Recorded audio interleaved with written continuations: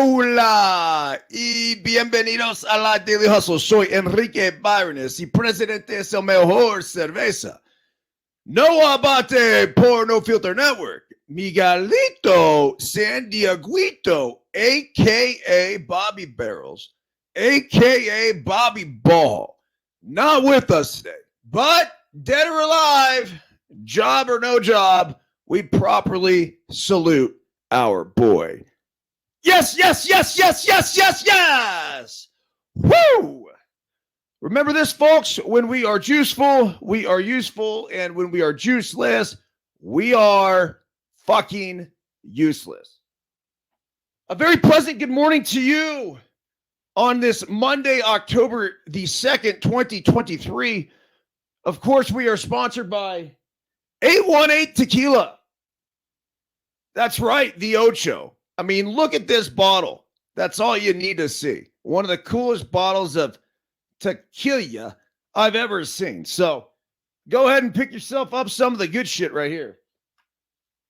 The other title sponsor here, and I'm not quite sure if we got the banner up today, but I think it should be right around there if we do. If we don't, I'm just pointing towards the sky. But it's KTT. That's right. We got the skin prep wipes.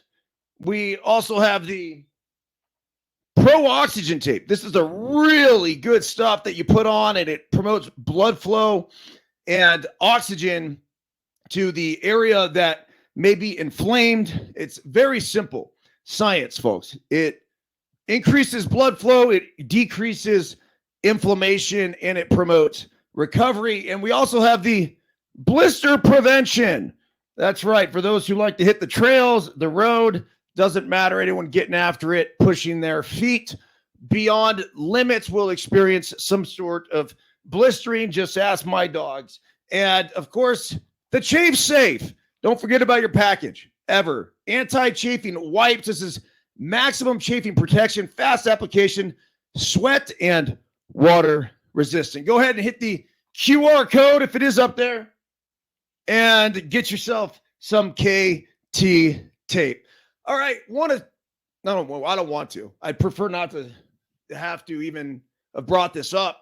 But on a sad note, this morning, we lost one of our brothers, and it's tough. Tim Wakefield, who a longtime big leaguer, knuckleballer, really, but beyond even talking about him as a person yet, just an unbelievable pitcher. What he was able to do, I saw his WAR was somewhere about 40. So to think that he, took the legacy of the Negros and was one of the better pitchers in baseball for an extended period of time. And there's something about being in that fraternity of Major League Baseball that obviously connects everybody. And I think we all go through this journey to get there. And then once we're there, we go through experiences that only those who were there could understand, or those who went through something similar could really even comprehend. And then we also all go through call it the exit of Major League Baseball, where we transition into the next phase of our life. And no matter what happened on the field, and this is at least what I've experienced with just about every former Major League Baseball player that I've come across, none of it really matters, because the only thing that we really do is we laugh, we smile, we look back, and we definitely had some awesome competitions on the field with Tim Wakefield. Specifically, I remember some in the playoffs when he was pitching for the Boston Red Sox and I was playing with the A's.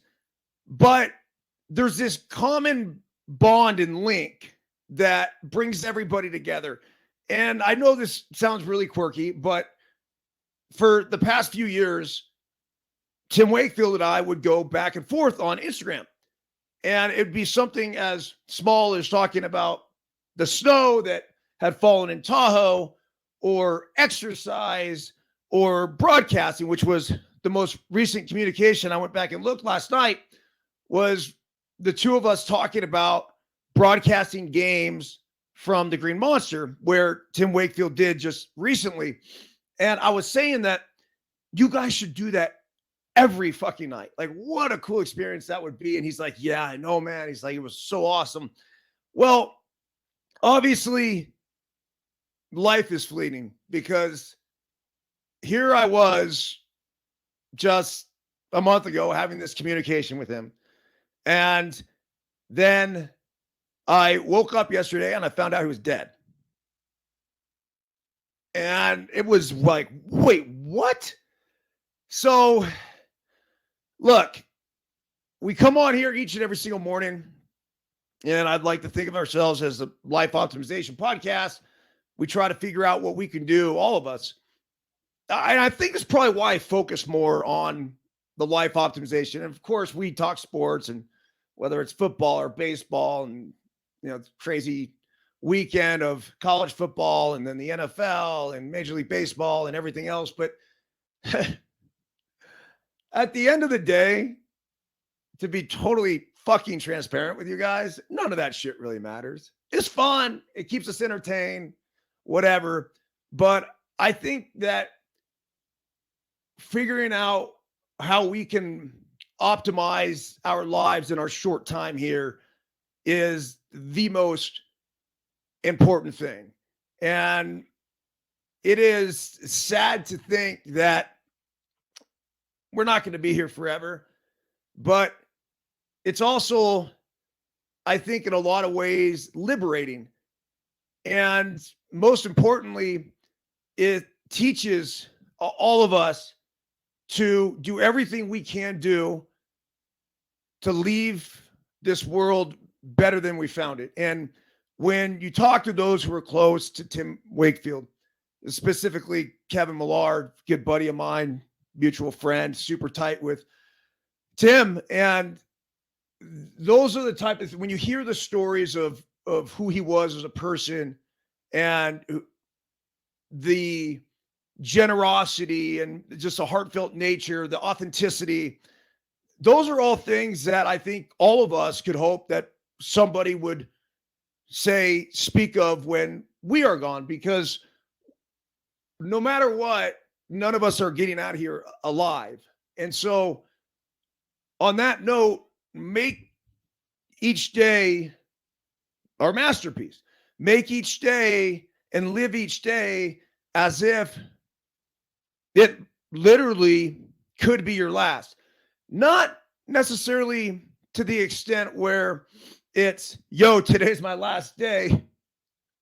I'm going to go do this, and this, and blow all my money and head to Vegas and, I don't know, hookers and blow. And like, just obviously that's a little over the top here as we talk about a very serious issue, but it's not as if we're going to live in a selfish way. It's as if today could be that last day. And what would you do with that day? That's an exercise we've done before on the Daily Hustle, where if you had 72 hours to live, 72 hours, what would you do in those 72 hours? Something to pause and reflect upon. Now, I did script out my 72 hours, all 72 of them, a couple years ago.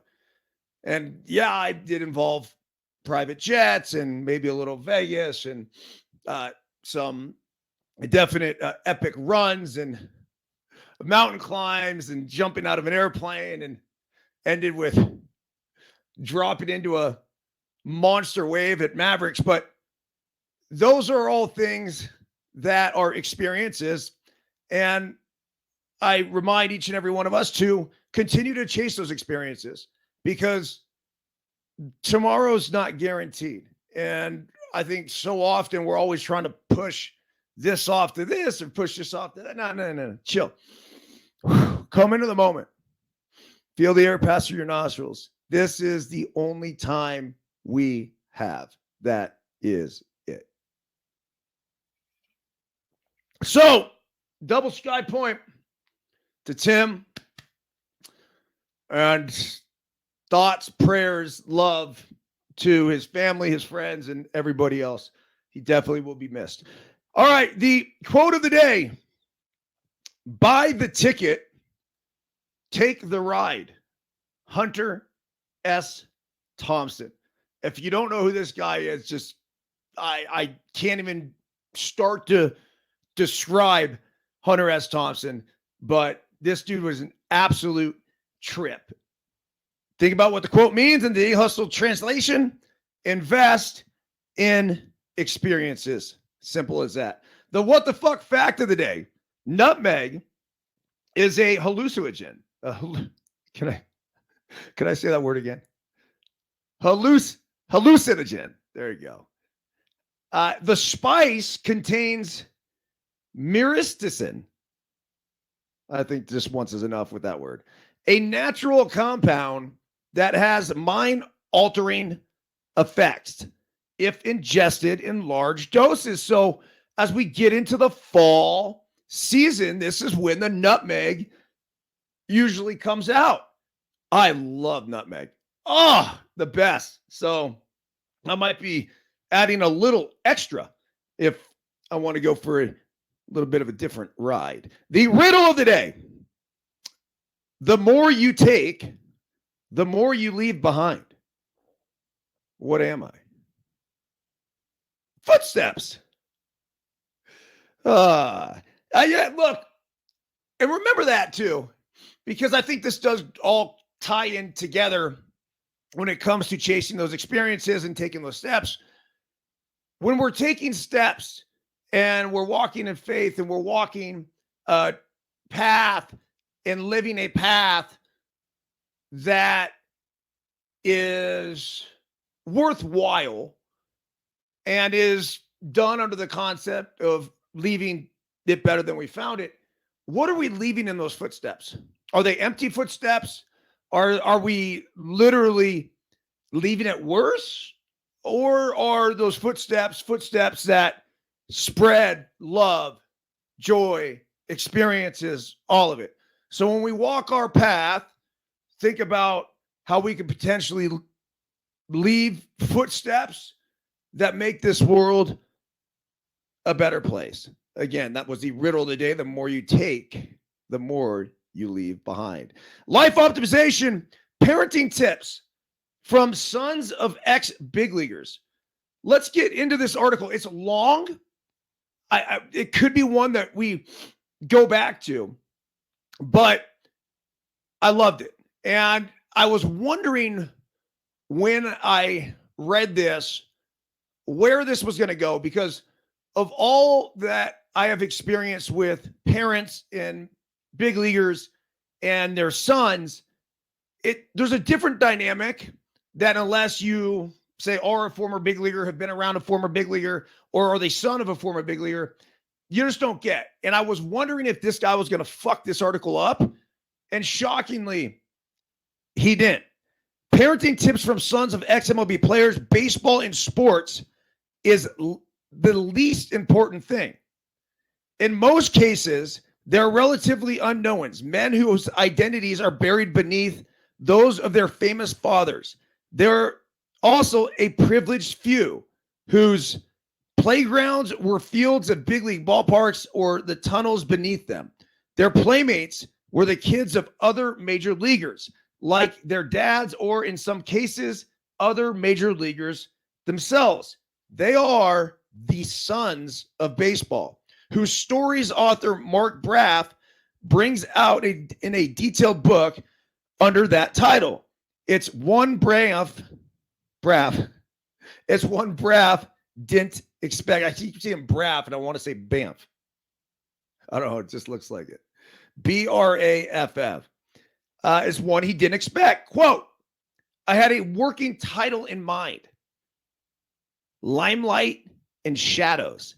He tells USA Today Sports, which sounds maybe overly dramatic, but those were the kinds of stories I thought I was going to hear. I thought I was going to hear tales of woe about, I could never live up to my father. But one takeaway that I got from it was that I found the fathers, the ball players themselves, not only did they not push their sons into baseball, but in many cases, they actually somewhat discouraged it. This was a world of sports fathers and their kids we can only dream about, but it's also one in which your dad is away from home for months. He isn't around a lot of the time to play catch, something you and your son or daughter might do regularly. English here. That's what you have brothers for, Yogi Berra would tell his son Larry. But when he was home in the offseason, Yogi went to every single one of his three sons' games, whether it was to see them play football, soccer, basketball, or hockey. My mom always told me I would have never had to work a day in my life if I wanted to travel in the winter and do things. Larry Berra told USA Today Sports in a separate interview. He wanted to be home with us because he was gone all the time. You know Barry Bonds, Ken Griffey Jr., Prince Fielder, Vladimir Guerrero Jr., and Cody Bellinger. What about Larry Berra, Kevin Maris, Larry Doby Jr., Andy Hargrove, and John W. Powell Jr.? This lesser-known group of sons of former major league players, in many cases, star major leaguers, don't often get a chance to share their stories of their childhoods. Larry Berra, who sat on Marilyn Monroe's lap as a toddler and through batting practice to big leaguers when he was older, and a number of the 18 sons Braff interviewed wouldn't trade their life experiences for anything, even though it all meant less time with dad. The time spent with him was just more precious and impactful. Now grown men, and many of them dads themselves, they have a unique view on sports that can benefit other parents and their kids. Here are 10 lessons about parenting our own athletes we can learn from them. So this is good because I was really curious to see what angle and approach that Braff here would be taking. And I suspected that it would be the limelight in the shadow, and I can't live up to my father's name. And if you've ever been around any big leaguers or any big leaguers with kids who, even are growing now, it just very rarely is ever the case. Because I think that when you go through the experience as a father and as a player, you live it. And once you live it, you understand how awesome that it was. And I do, whether I'd wish it for all three of my kids if this was something that they wanted to pursue. But I also know the grind and what it took to get to play 11 seasons at the big league level. Now, this is something that ultimately, and I tell the parents of our Let Them Play travel ball team all the time, eventually this isn't up to us. It's going to be up to them. We can help get them in a position to play high school baseball. That's about it. Beyond that, in order to be great, you have to be obsessed. And if you're not obsessed, you're not going to be great.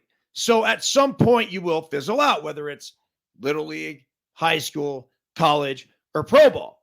But going through that experience and climbing those levels and knowing what it took as far as from a work perspective, this isn't something that I would look at any of my kids, whether these are the kids that I coach or the kids that live in my house. I wouldn't say this is the path you have to take or this is the expectations that I have for you. I would simply say that, look, I'm here to support the journey. Whatever journey that you want to go on, we're here for you. And whatever I can do to help facilitate that, I'm all in. But I would also encourage my kids to find a path of something that they're passionate about and then charge down that path. Now, does it mean as kids that they have to go all in at 12, 13, 14 years old? No. As a matter of fact, I wouldn't even encourage, I'd encourage it the opposite. So say, for example, for a baseball player, I don't think it's healthy to just play baseball, not at this age. I just don't.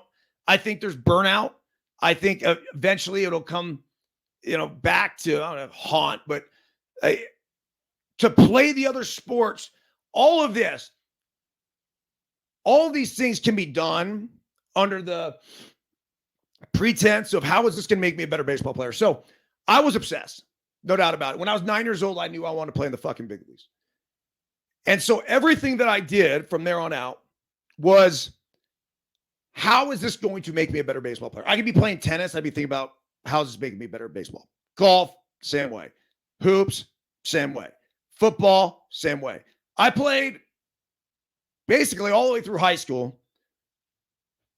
Tennis, football, baseball. Hoops, I stopped in the 8th grade. I scored 56 points in an 8th grade basketball game. Figured I can't do much better than that, and then hung them up. I am serious. Told the story to John Donati yesterday. It's fucking fantastic. So my point with all of this is that that's going to be up to them, right? But the more you push them towards something, and I see it all the time, just notice the parents who are the ones that are the psycho fucking parents are typically the ones that just never made it. Whether it was Division I college baseball was their goal, well, guess what? They played JC ball. Or it was pro ball was their goal, and they fizzled out in college. I don't know where that level is. College was their goal, and they never made it out of high school. High school was their goal, they never made it out of Little League. So what happens is that parents try to live vicariously through their kids. Well, the reason why you don't see that happen with big leaguers is because they've already lived their dream. And they know what it is to support, say, the dream of their kids. And I think they have a better clue on how to do that than anybody else because they've already lived that journey. And it's a huge benefit. Now, are sons of former major leaguers, you could argue, say more talented? I don't know. I mean, you look at Biggio's kid and Bichette's kid and Vladdy's kid. They're all the same fucking team. Like, this isn't coincidence, right? They obviously have good genes. But most importantly, I guarantee you there's a lot of kids that are more talented than the three I just mentioned. Those are three pretty talented kids. But the thing is that those kids were groomed to be big leaguers. Those kids were given every opportunity to walk that path and go on that journey. And they had fathers and parents and family. And it's not just the fathers either. Remember this. There's so many other dynamics. There's the mother, the brothers, the sisters, the grandparents that all know, say, what it took. So as you continue to watch these kids, and we saw Jackson Holiday the other night. Gosh damn, he looks good, man. He is a player. So he made a play at shortstop that was just like so smooth, popped up a couple times, and even looked good doing that. But Matt Holliday is one of the most humble big leaguers that I've ever been around, a guy that just got it. And so to have Matt be there to support Jackson's ride, it's fucking everything, man. It really is. All right, so here are the 10 lessons. Number 1, famous dads yearn to be regular dads like us. And this is a great point. There was like literally examples of Roger Maris and his kids walking around the streets of New York City in Roger Maris's prime, and he's dressed up as a sailor. I mean, imagine that. Just so people wouldn't recognize him. Remember, dads, when you're living that big league life and you feel like the spotlight's on you all the time, you cherish the moments when that spotlight's not on. You cherish the moments where you can just be a normal dad. Like, I go to these games, and I guess I feel like I've got a pretty good balance of it now. But if I'm going to coach the LTP team, I don't even, whether it was playing Major League Baseball, now it's more Savannah Banana stuff where I have kids come up to me, hey, you're the coach of the Bananas. Yeah, cool, whatever. I, as respectful as I am all the time, I like to think, yeah, I just want to coach. I want to be a dad. I want to coach. That's what matters to me. So yes, like, these dads do want to just be regular dads. Number two, kids yearn to spend time with their dads or moms, no matter who you are. And it's so true. Just because, say, they're a famous father or famous mother, that doesn't matter.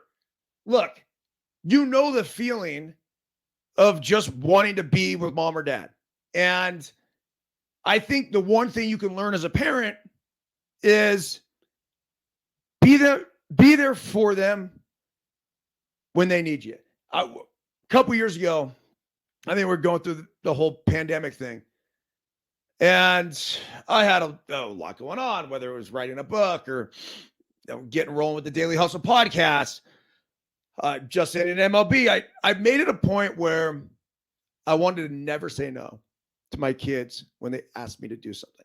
So when they asked me to play, say, for example, Daddy, let's go out. You throw me batting practice. Yes. Hey, Daddy, let's go hit the volleyball. Yes. Hey, can we go down to the park, whatever. Yes. And sometimes it wasn't immediate and right then, obviously, because we all have our lives that we're living and everything else. But the answer to everything was yes. And if we can always, even if we have to say, put a little delay on it, like, yes, in 20 minutes when I get done with the Daily Hustle, I'll be there. So that's a good little lesson to put in your back pocket and continue to try to adhere to. Number three, major leaguers don't necessarily discuss the game on the drive to and from it. Maybe you shouldn't either. So true. So I could think about going to the ballpark and some of my last years playing, and I would get into the 1984 CJ7 that is in my garage downstairs, the Black Beauty. And I would put on a playlist that I had dialed into my phone, and I'd just check out, and it'd be the wind flowing through the air. It felt like a fucking blow dryer. So I was in Arizona, but that was my time to just be in the moment and just feel it. And instead of grinding over, hey, you're going to do this, this, and this is that, and then the same sort of thing after the game, I didn't want to talk about it. I was going to have enough time to reflect upon it. I was somebody that was so into my craft that oftentimes I beat myself up over it. But once I sort of made it the rule. Once I got in my car to go home, I was going to leave it at the ballpark. And then as soon as I got back to the ballpark, hey, we're back all business. But here we are as parents, like, on the way to the park, it's like, hey, little Johnny, make sure to keep the back elbow up and this and that. We're trying to give some bullshit advice. Like, come on. It's okay to give your kids a couple nuggets and to get out the car, whatever. But for the most part, don't grind them. All it's going to do is make them turn the other way. Number four, most Major League dads don't push their sons into the sport. Maybe you shouldn't either. Never push. It'll never work. I've tried it. Not with the sport of baseball at all, but I'm really big on having the kids exercise every morning. And so this started during COVID when they weren't going to school, and I decided I was going to become their PE teacher. So for a while, we had it rolling. We had the whole daily hustle. It's like run 1 mile, 50 push-ups, 50 sit-ups, box jumps, like all these things. It's literally written on my wooden board that I put on IG almost every single morning. And I noticed, and this is, say we're 3 years later now, that the only time I really see the kids say doing it, and they do. They do. Not every day, but they do. It's when I'm not bringing it up. So when I bring it up, and I still, especially with Callie and Colton, because they don't go to school. They do go to school. They go to school online. And don't get me wrong, both of them have their activities, with Callie and the horseback ride and the skiing, or Colton with baseball, football, basketball. He goes to dynamic training. They do all these things. But it's when I don't ask him to do it is when he wants to do it.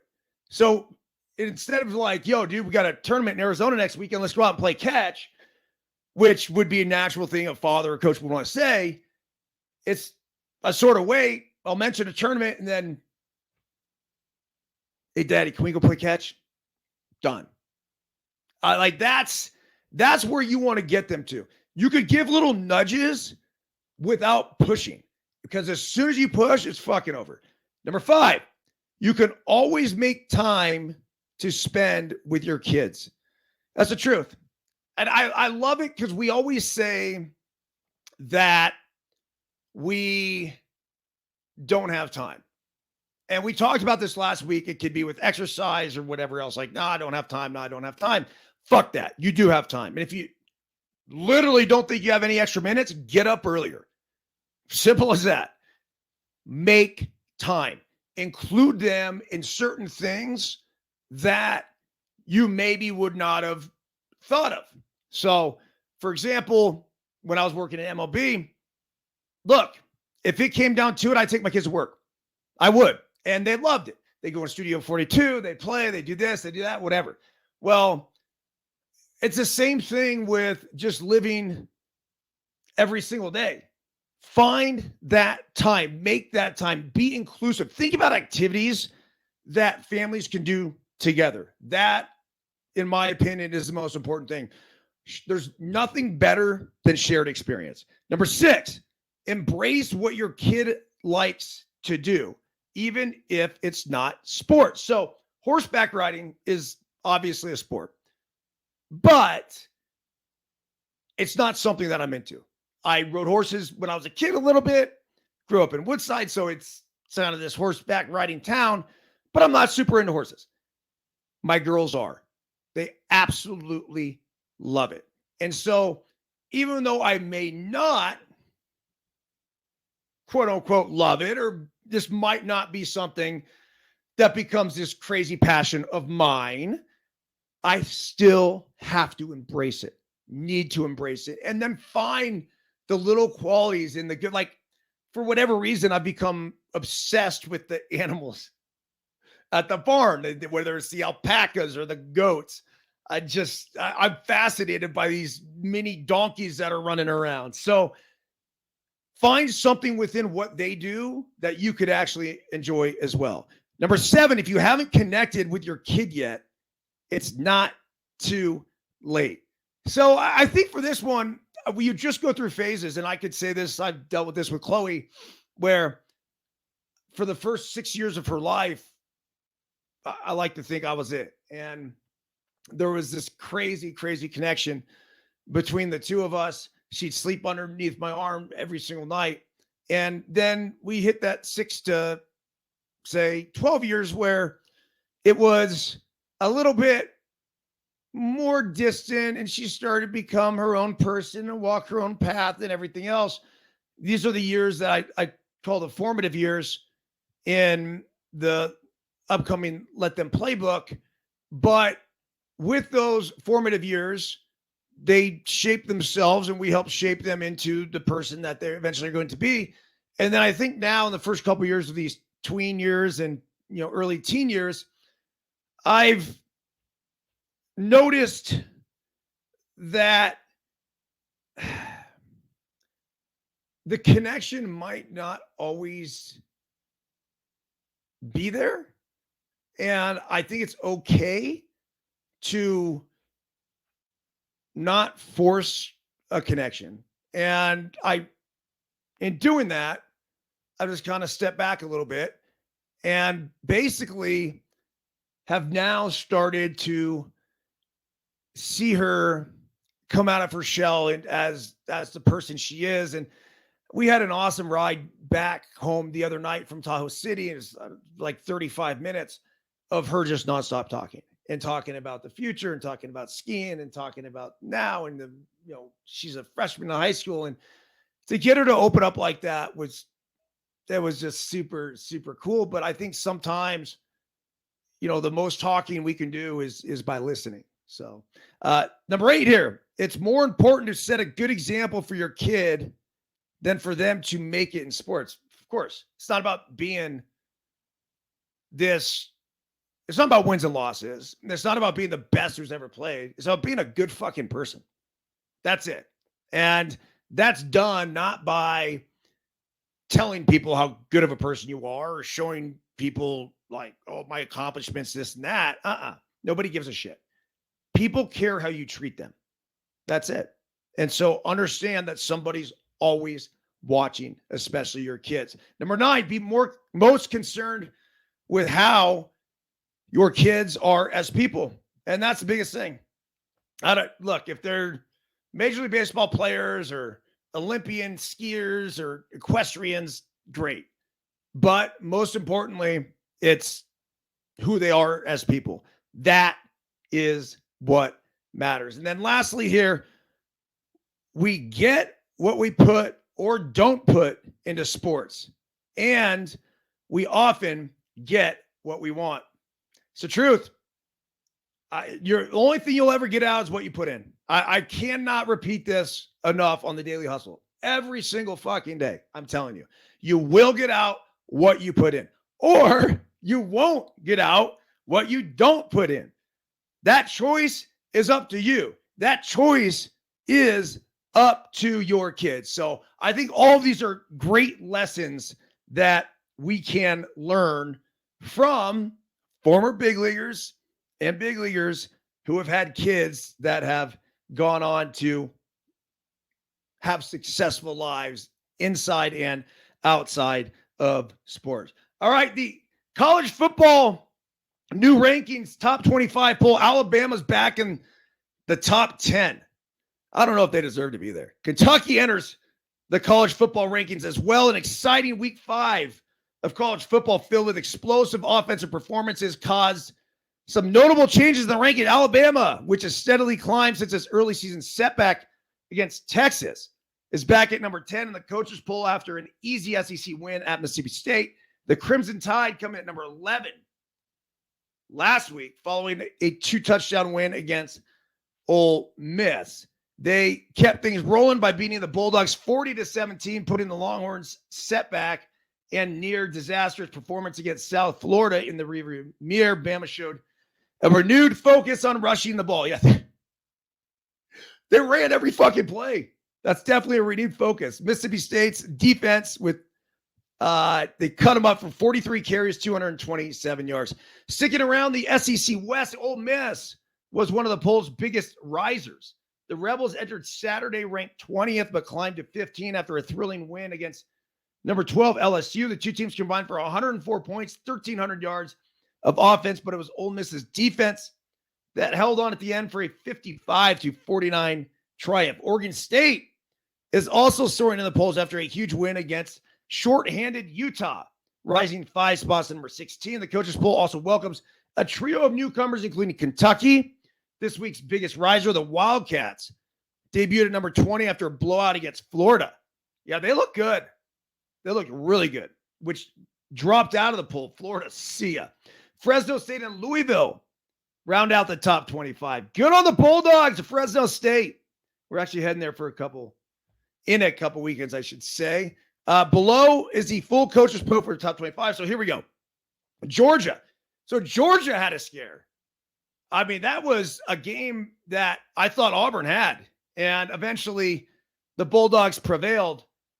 But they definitely are beatable. That's what it showed us more than anything. Number 2 is Michigan, 3 Ohio State, 4 Texas, 5 Florida State, 6 Penn State, 7 USC, Washington 8, Oregon 9, Alabama 10, Notre Dame 11. And what a win by the Irish. Oh, geez.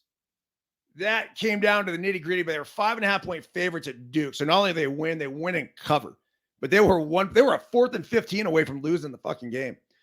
12 is Oklahoma, 13 North Carolina, 14 Washington State, 15 Ole Miss, 16 Oregon State, 17 Miami, 18 Tennessee, 19 Utah, 20 Kentucky, 21 Duke. So Duke does not fall far, nor should they have. They outplayed Notre Dame, definitely in that second half. Missouri, 22, LSU, 23, Fresno State, 24, and Louisville, 25.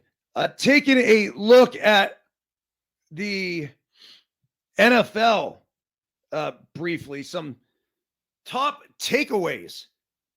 So all kinds of good games going on yesterday, but I think you need to look no further than what happened in Buffalo. The Bills absolutely destroyed the Dolphins. It was a heavyweight battle. They were trading punches, and then Buffalo's defense came up with some big plays, and the Bills went on to roll. The Jaguars defense came alive in London, so they ended up getting a 23-7 victory over the Falcons. And how about Puka Nacua? Holy shit, man. This guy's the real deal. He is a fantasy guru. I mean, he's been absolutely slaughtering it for the Rams, catching all sorts of balls. He finally had his first touchdown in overtime to help the Rams beat the Colts. He's been the number one waiver wire stallion for me. He's actually the only guy I think I picked up off the waiver wire. I saw Dr. PPR, by the way. And if you haven't seen that, check it out, Henry Markin. Our No Filter Network social coordinator has a show called Dr. PPR, and it is full of nice little nuggets. So, Hank, thank you for the Puka Nacua pickup. And that happened, I think, the first week of the season after he had like 15 targets. I mean, that's not accident. Like, you look at the things that are sort of, say, within the Rams' control. If you're targeting a guy 15 times, it was obviously for good reason. And it was Puka Nacua taking over for Cooper Kupp. The Ravens rolled, ticked down the Brown. DTR, former UCLA quarterback, took over the helms as had a little late scratch for Deshaun Watson. But the Ravens are legit. And the Minnesota Vikings finally win a football game. Good on the Vikings. We'll get a little bit more into the NFL, but we're down to the last couple minutes here. MLB, we're going into the playoffs. It happened just like that. It's so many things going on over the weekend. And there's this article here, what you may have missed on the last day of the MLB regular season. The playoff picture is clear. All playoff spots were secured by the end of the day on Saturday. You can thank the Mariners lost to the Rangers for that. But seeding implications remained for Sunday. That was the most acute in the AL West, where the crown might have gone to either Houston or Texas. But the Astros left no doubt with a romping 8-1 win over the Diamondbacks, while the Rangers fell 1-0 to the Mariners. Seattle couldn't avenge its loss on Saturday. Exactly, but it could make Texas feel bad about it on Sunday. That gives the Astros the division title and the first round bye. The Rangers will instead play a wild card series against the Rays, and the Blue Jays, meanwhile, will take the last wild card berth and play the Twins. As for the NL, the Diamondbacks loss to the Astros gives the Marlins the number 5 seed, a wild card series against the Phillies, and the Diamondbacks the number 6 seed, a wild card series against the Brewers. Diamondbacks won here. Look, you tell me I got to go play Milwaukee or Philly? Milwaukee all day. So, although the Diamondbacks are, quote-unquote, limping in the postseason, having lost, I think it's like 4 straight, if I'm a Diamondbacks fan, I don't give a shit. I'd much rather face Milwaukee than Philly. It's going to be a tough series. Milwaukee's good. I just think the team that went to the World Series last year, the Philadelphia Phillies, I wouldn't be shocked to see them go back again. That would be a tough matchup to get through. So the Marlins get to try to go through Philly, where the Diamondbacks are going to put their best foot forward against Milwaukee. The second thing here, Buck Showalter will not be back with the Mets. He announced that yesterday. You have David Stearns, who was from Milwaukee, come over, and they're going to be parting ways. Still, obviously, I wouldn't be shocked to see Buck land somewhere else. Number 3, Joey Votto's career ended with an injection. That's true. So Joey Votto yesterday, I did a video on this in which I proceeded to spell Votto's name wrong. And I don't even, it's funny, I know how to spell Votto. It actually was a typo. But it said Joey Votto's final at bat with the face emoji. And Votto was up in his first at bat yesterday in St. Louis, final game potentially of his career.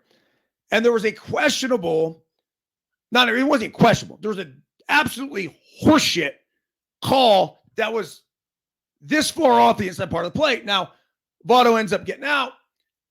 Apparently, he was saying something from the bench. He comes out to the field to take his position. They threw him out of the game. All I can say is this. Have a fucking feel. The umpires have had a really tough year. We're in the last game of the year. You know who Joey Votto is. You understand. If you don't know or understand the dynamics of what was going on, you shouldn't be umpiring Major League Baseball. There needs to be an element of respect for the game that actually would have you attuned to what was happening.